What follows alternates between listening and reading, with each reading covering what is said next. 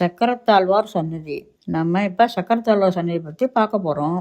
பெருமாளுடைய திவ்யாயுதமான ஸ்ரீ சுதர்சன சக்கரத்துக்கென ஏற்பட்ட சன்னதி தான் இது. இந்த சன்னதியில் முன்பக்கம் திருமேனி சுதர்சனமாகவும் பின்பக்கம் யோக நரசிம்மரும் காட்சி தருகிறார்.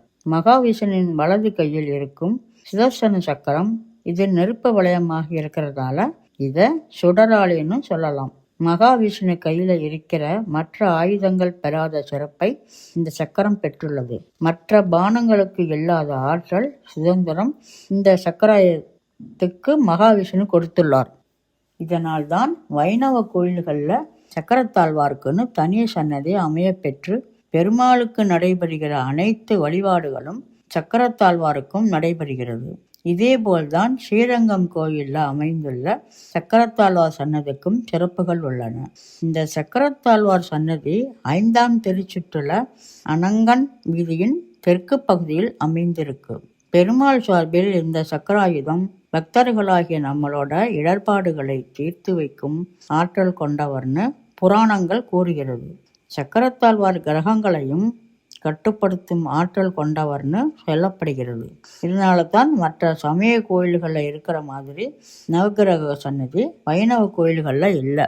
அதற்கு பதிலாக தான் சக்கரத்தாழ்வார் சன்னதி இருக்கு. இந்த மூலவர் மகா சுதர்சனன்னு அழைக்கப்படுகிறார். இவர் 7 அடி உயரம் மற்றும் அகலம் கொண்ட சதுர வடிவக்கல்லில் முன்புறம் புடைப்பு சிற்பமாக காட்சியளிக்கிறார். பின்புறம் யோக நரசிம்மரும் அதேபோல் புடைப்பு சிற்பமாக சேவை சாதிக்கிறார்.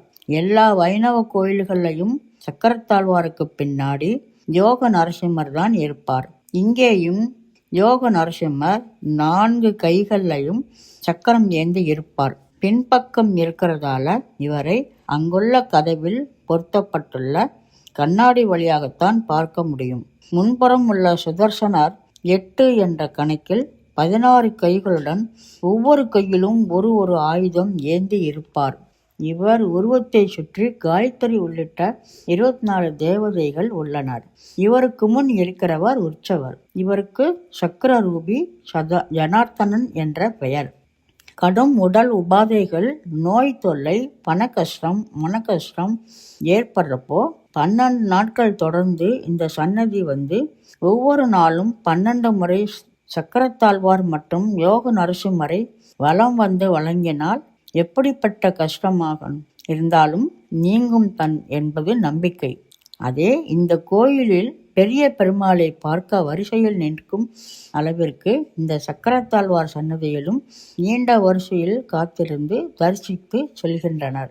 இந்த சன்னதியின் தென்மூலையில் நூற்றந்தாதி பாடிய திருவரங்கத்து அமுதனாரின் சிறிய சன்னதி உள்ளது. மற்ற கோயிலில் இல்லாத சிறப்பு ஸ்ரீரங்கத்தில் மட்டும் சக்கரத்தாழ்வாரின் பத்தினியான விஜயவள்ளி தாயாரும் இந்த சன்னதியில் எழுந்தருளியுள்ளார்.